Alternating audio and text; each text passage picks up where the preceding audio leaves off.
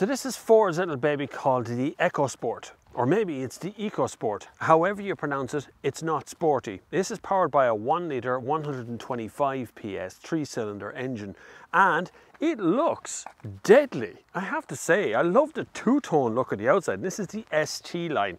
This one's kind of mid-20 spec though. It's about 24,000 euro for this car in a 1 litre spec, and it basically amounts to a Ford Fiesta that's been elevated into the sky. Anyway, we're going to have a look around the inside of this and give it a good review. So hit the subscribe button and follow me while we have a look on the inside of the Ecosport. Eco is spelled E-C-H-O. And Eco is E-C-O. So it's Ecosport? I don't know. Anyway, it is, to all intents and purposes, a Ford Fiesta. There is some little differences here and there, a little kind of cubby hole here, this isn't on the other side.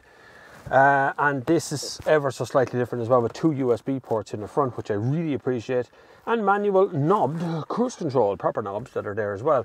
The seating position's actually good. I feel tall, I'm looking over the bonnet, I'm looking down on things, even though it's still quite a small little car. Now, this one has cruise control in it, nothing fancy, no active lane keeping or any of that sort of city safe stuff that, as far as I can see, is in it, but at least it has got cruise control, and that's what I kind of like. Very manual feel to the whole thing. 6-speed manual box is a bit vague here and there when you put it into gear. There's a little kind of movement in the gear stick that I don't really like. It's fine though, it's okay. The 1 litre little engine I'll come to in a little part of the video later on. We'll talk about that as we go along, but in here we have good storage, so big cups fit into big holes down here, and will also fit into the door pocket. There's actually a cup holder in the door pocket as well, or bottle holder in there as well. One thing I will say about the infotainment system, a lot of messages appear on the screen, things about data sharing and things about hooking up your phone and doing all that sort of stuff, and the updates for the car. Really is aggressive in what it's talking to. Lots of connectivity features and sending vehicle data onto stuff as well. It's annoying, you get rid of it. This has got Apple CarPlay and Android Auto built in. Both of them work flawlessly whenever you plug a USB port or USB key into one of these ports. Manual handbrake and more storage back underneath here, a little one, and a glove box over there. It works really well. It's a very practical car up front here. These seats are very nice. Alcantara in the center, leather down the edge for protection later on.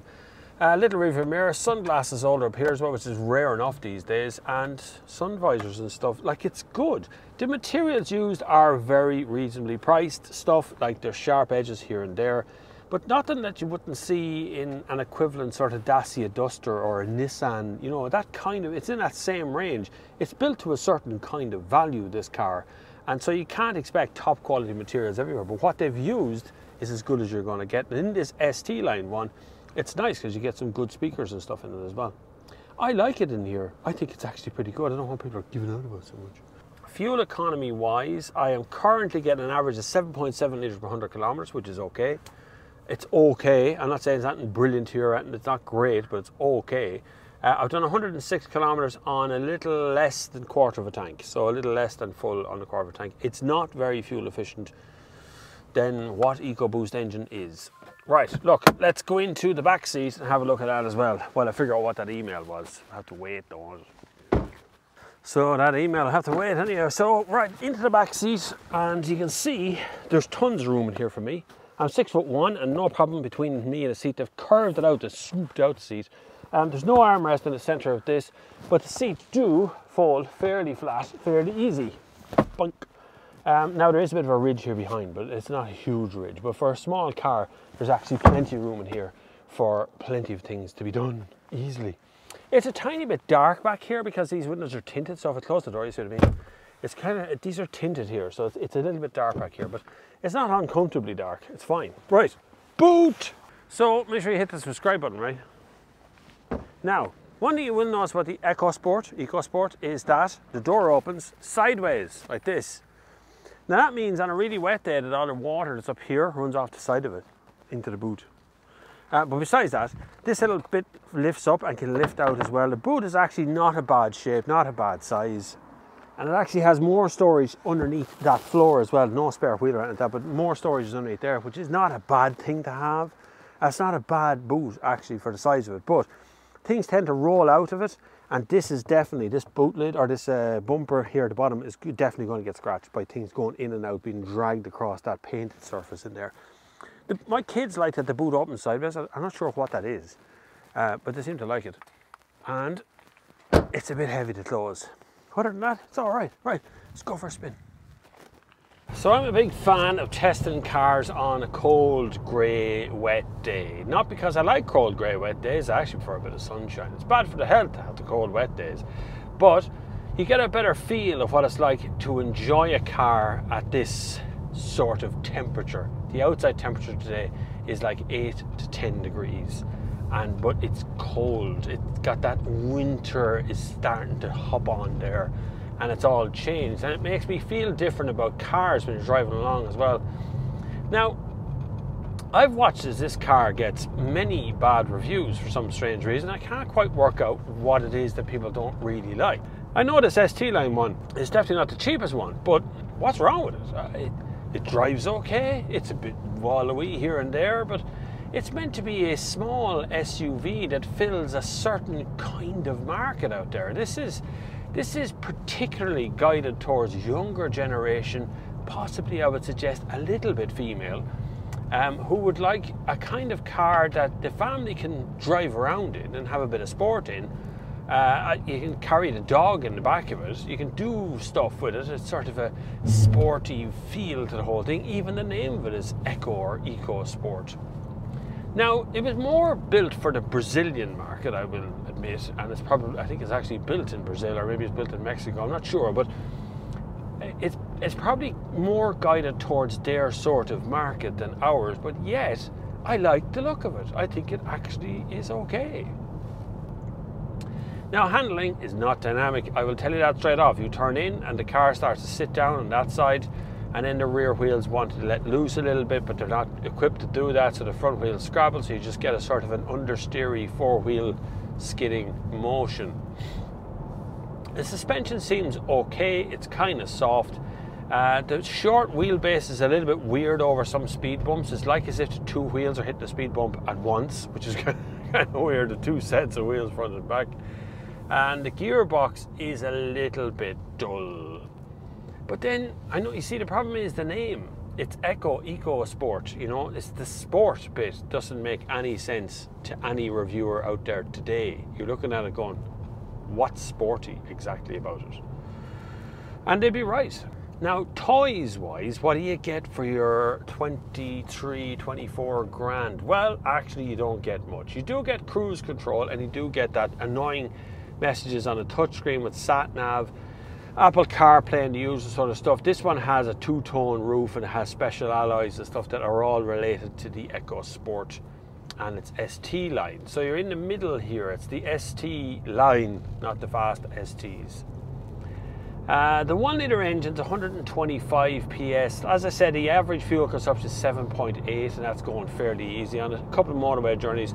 I'm glad of the 6th gear because you very quickly reach it when you're driving along main roads.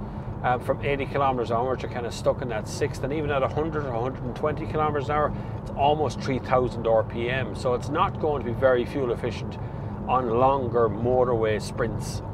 Whereas across the kind of city traffic stuff, it does okay. It's pretty much as you'd expect with any petrol small engine car with a big body sitting on top of it. And therein lies the problem.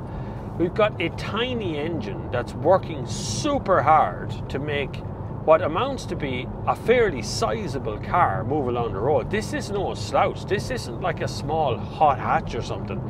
This is a 4-seat car with a boot on it that's built to look like a small SUV, which means it's not very aerodynamic. When it hits the wind, it really is dragging that wind along with it, which causes drag as you drive.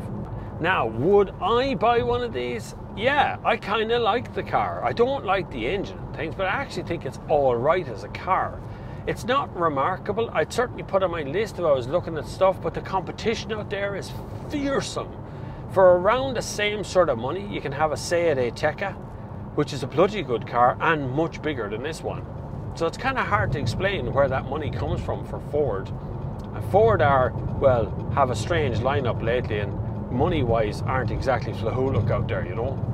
But from a looks perspective, I think the EcoSport has a good, honest look about it. I do appreciate what Ford are trying to do with this kind of car, and they're making the best of that they can. You know, there's still work to be done out there, and there's still work to be done with that EcoBoost engine. It's still not brilliant, but at least it doesn't have the flat points of the new Nissan Juke engine, which has desperately big flat points in between. This one doesn't seem to have any of those flat points at all, and the infotainment system is very clear. I do like Ford's infotainment system.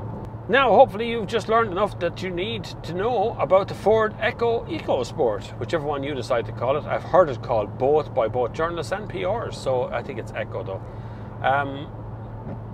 If you've learned enough about this car, hit the thumbs up, it's always nice. You can hit the subscribe button if you haven't done that one before, it's always nice too. And leave me a comment down below, let me know what kind of car you drive and what kind of car you'd like to drive. Now, keep the dreaming to yourself, so don't come back to me with Lamborghinis and Murcielagos and blah, blah, blah, blah. I mean normal cars. What kind of normal car are you buying?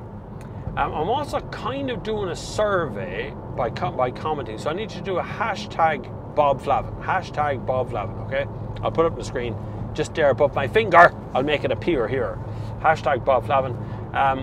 What I want to do is find out, will you be buying an electric car in the next 2 years? 2 years, right? So anywhere within the next 2 years, will you be buying an electric car? Just yes or no, hashtag Bob Flavin. That's it, yes or no, hashtag Bob Flavin. Fairly straightforward. And I'll pick up that message, I'll pick up that hashtag across all the social medias. Use that, any social media you want, it's fine. Doesn't matter if it's Twitter, Instagram, YouTube, whatever. Just I want to know if you're going to be buying an electric car in the next 2 years. Thank you very much for watching. Hopefully you'll be able to click those little support buttons down below and just check them out. Just find out what you get by supporting this channel. But until the next time, I'll see you on the far side.